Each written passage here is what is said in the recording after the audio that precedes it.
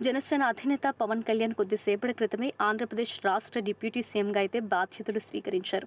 వేద పండితుల మంత్రోచ్చారణ నడుమ అలాగే సర్వమత ప్రార్థనల అనంతరం జనసేన అధినేత డిప్యూటీ సీఎంగా బాధ్యతలను అయితే స్వీకరించారు. ఆంధ్రప్రదేశ్ రాష్ట్ర రాజకీయాల్లో చూస్తే దాదాపు 10 సంవత్సరాల పాటు కూడా ఆయన పవర్ లేకుండా ఎంతో సమర్థవంతంగా ఆయన పార్టీని అయితే నడిపించారు. ఆ క్రెడిట్ మొత్తం కూడా జనసేన అధినేత పవన్ కళ్యాణ్‌కి దక్కిందని చెప్పుకోవచ్చు.